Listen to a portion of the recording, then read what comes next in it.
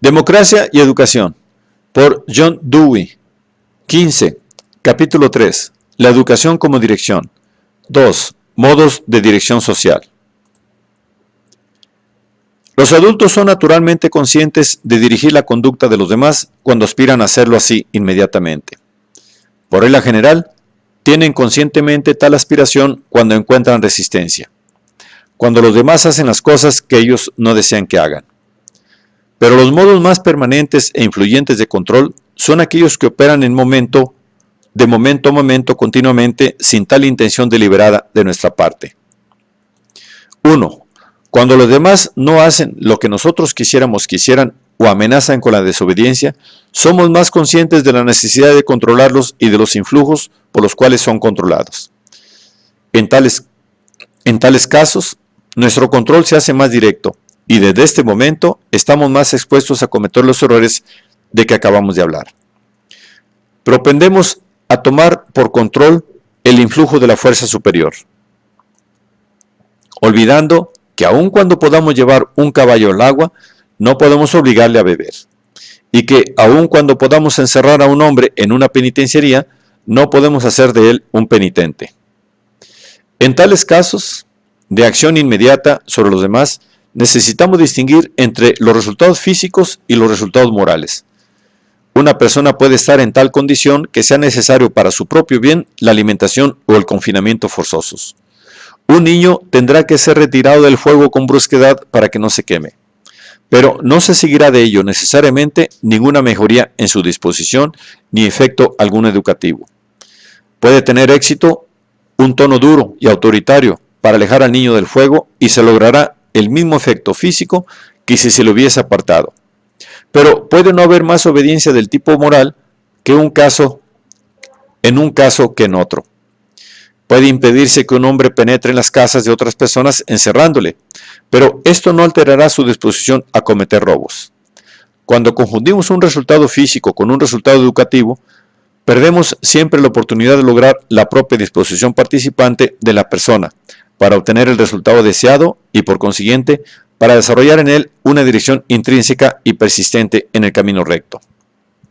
En general, la ocasión para los actos más conscientes de control debería limitarse a los actos que son tan instintivos o impulsivos que quien los realiza no tiene medios para prever sus resultados. Si una persona no puede prever las consecuencias de sus actos y no es capaz de comprender lo que sobre ellos le dicen las personas de más experiencia, le será imposible guiar sus actos inteligentemente. En semejante caso, cualquier acto es para él indiferente. Le mueve cualquier cosa y ello es todo para él. Y ella es todo para él. En algunos casos, es conveniente permitirle experimentar y descubrir las consecuencias por sí mismo, para que pueda actuar inteligentemente después en circunstancias semejantes. Pero algunos tipos de acción son demasiado molestos y peligrosos para que pueda permitirse su curso. Entonces se recurre a la desaprobación directa. Se utiliza la vergüenza, el ridículo, el desfavor, el regaño y el castigo. O bien se apela a las tendencias contrarias del niño para desviarle de esta perturbadora línea de conducta. Su sensibilidad para la aprobación y su esperanza de lograr el favor para un acto agradable se utilizan aquí para inducirle a actuar en otro sentido. 2. Estos métodos de control son tan obvios porque se emplean tan intencionalmente que no valdría la pena mencionarlos si no fuera por la cita que podemos hacer aquí, a modo de contraste de la forma de control más importante y permanente. Este otro método consiste en los modos como las personas con quienes están asociados los seres inmaduros usan las cosas. Los instrumentos con los cuales realizan sus propios fines. La verdadera existencia del medio social en que un individuo vive se mueve y tiene su ser en el agente efectivo permanente para dirigir su actividad. Este hecho hace necesario que examinemos con más detalle lo que se entiende por medio social. Nosotros propendemos a separar uno de otro los medios físico y social en que vivimos. La separación es causa, por una parte, de una exageración de la importancia moral de los modos más directos o personales de control de que hemos hablado. Y, por otra parte, de una exageración en la psicología y filosofía corrientes de las posibilidades intelectuales de contacto con un medio puramente físico. No hay, de hecho, tal cosa como el influjo directo de un ser humano sobre otro, independientemente del uso del medio ambiente físico como intermediario.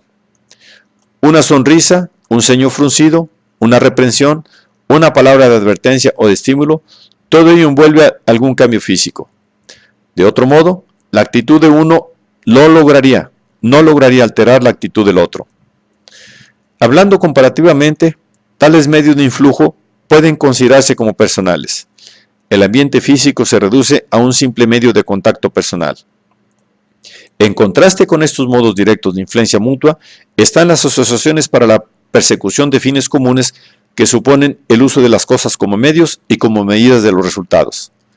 Aun cuando la madre no dijera nunca a su hija que la ayudara, ni la riñera nunca por no ayudarle, la niña vería encausadas en ese sentido sus actividades por el mero hecho de dedicarse con sus padres a la vida doméstica.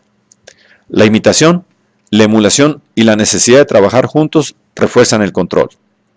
Si la madre da al niño algo que necesita, el niño tiene que recogerlo por su parte para lograrlo. Donde algo se da, debe tomarse algo. El modo como el niño maneja la cosa una vez que la ha obtenido y el uso a que la aplica están seguramente influidos por el hecho de que el niño ha observado a la madre. Cuando el niño ve a los padres buscar algo, es tan natural que busque también el objeto y lo recoja cuando lo encuentre, como lo fue recibirlo en otras circunstancias. Multiplíquense tales casos por los 1000 detalles del intercambio diario y tendremos un cuadro del método más permanente y duradero de dar dirección a la vida de la juventud. Al decir esto, repetimos solamente lo que hemos dicho antes acerca de la participación en una acción conjunta como el modo principal de formar las disposiciones. Sin embargo, hemos añadido explícitamente el reconocimiento de la parte desempeñada por la utilización de las cosas en la actividad conjunta. La filosofía del aprender ha estado indebidamente dominada por una falsa psicología.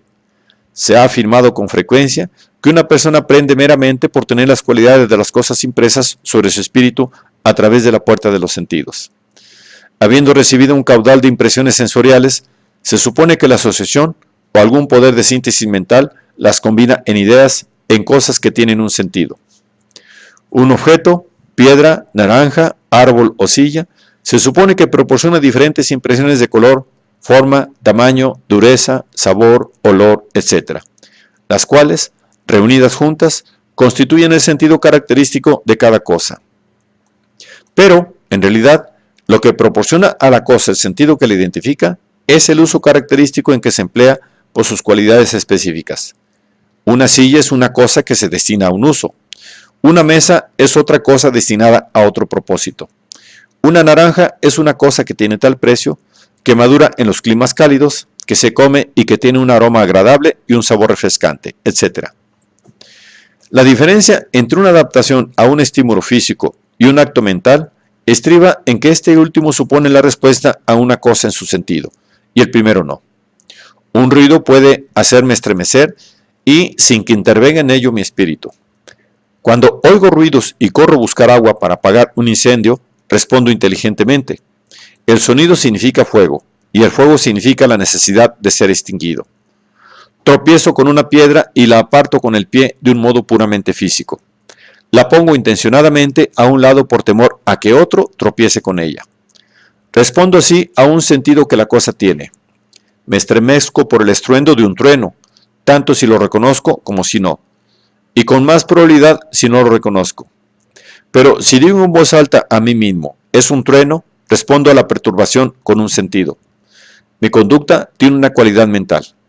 Cuando las cosas tienen un sentido para nosotros, sabemos, entendemos, proponemos lo que hacemos. Cuando no lo tienen, actuamos de un modo ciego, inconsciente, ininteligible. En ambos géneros de respuestas adaptables, nuestras actividades son dirigidas o controladas, pero en la respuesta simplemente ciega, la dirección es también ciega. Pero podrá haber adiestramiento, pero no educación.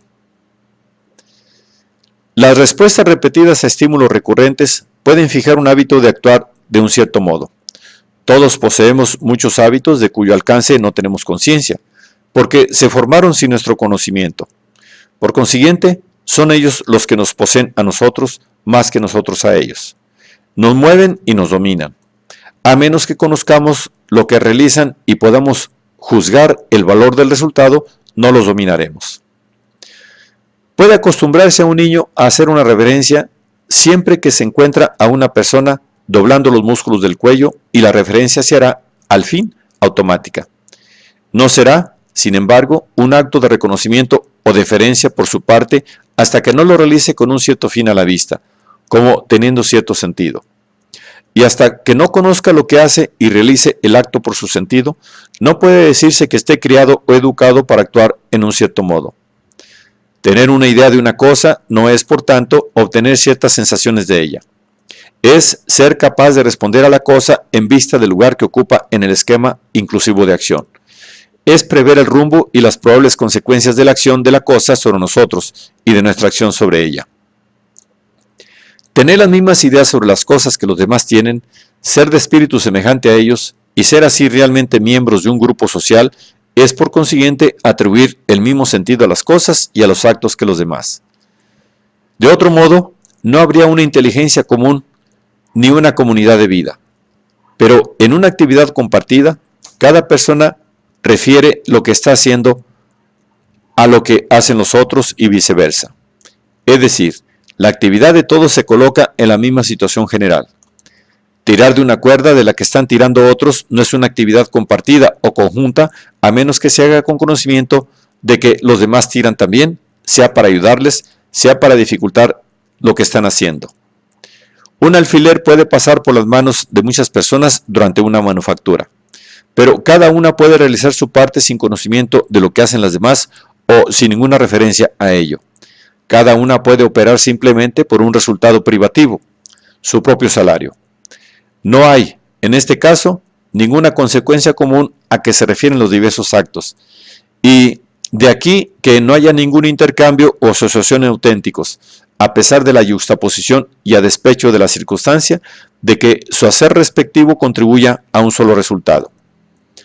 Pero si cada uno considera las consecuencias de sus propios actos como ejerciendo un influjo sobre los actos de los demás y tiene en cuenta las consecuencias de su conducta sobre sí mismo, entonces hay un espíritu común, una intención común en la conducta. Hay una inteligencia establecida entre los diferentes contribuidores y esta inteligencia común controla la acción de cada uno. Supongamos que se hayan organizado adecuadamente las condiciones para que una persona coja automáticamente una pelota y la lance a otra que la recoja y la devuelva automáticamente también. Y que cada uno actúa sin saber de dónde viene ni a dónde va la pelota. Claramente se ve que tal acción no tendría objeto ni sentido. Podría estar físicamente controlada, pero no socialmente dirigida. Pero supongamos que cada uno llega a conocer lo que hace el otro y llega a interesarse por los actos de los demás y por tanto por lo que hace conexión con ellos. La conducta de cada uno será entonces inteligente y socialmente inteligente y guiada. Tómese otro ejemplo de un género menos imaginario. Un niño pequeño tiene hambre y llora mientras se le prepara el alimento en su presencia. Si no relaciona su propio estado con lo que los demás están haciendo, ni lo que hacen para su propia satisfacción, reaccionará simplemente con una impaciencia creciente en relación con su creciente incomodidad. Está físicamente controlado por su propio estado orgánico, pero cuando hace un alto y establece la relación, toda esa actitud cambia. Siente un interés, como suele decirse, toma nota y vigila lo que hacen los demás. No reacciona ya precisamente respecto a su propia hambre, sino que se comporta en vista de lo que hacen los demás para su satisfacción futura. De este modo, no cede al hambre sin conocerla, sino que la nota, la reconoce o la identifica con su propio estado. Se convierte en un objeto para él. Su actitud hacia ella se hace en algún grado inteligente. Y al notar así el sentido de las acciones de los demás y de su propio estado, se encuentra socialmente dirigido. Se recordará que nuestra proposición principal tiene dos aspectos.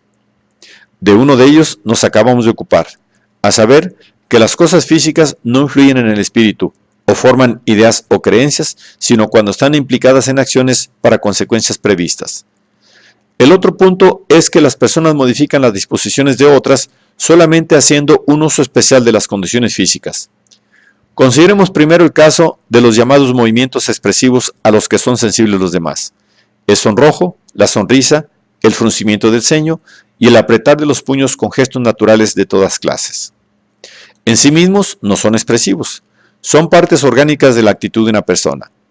No nos ruborizamos para mostrar a los demás molestia o embarazo, sino porque la circulación capilar se altera en respuesta a estímulos. Pero otros utilizan el rubor o un imperceptible enrojecimiento de los músculos de una persona con la que están asociados como un signo del estado en que se encuentra y como una indicación del curso a seguir. El fruncimiento de cejas significa una hostilidad inminente para la cual debemos estar preparados o una incertidumbre o vacilación que debemos suprimir, si es posible, haciendo o diciendo algo para restaurar la confianza.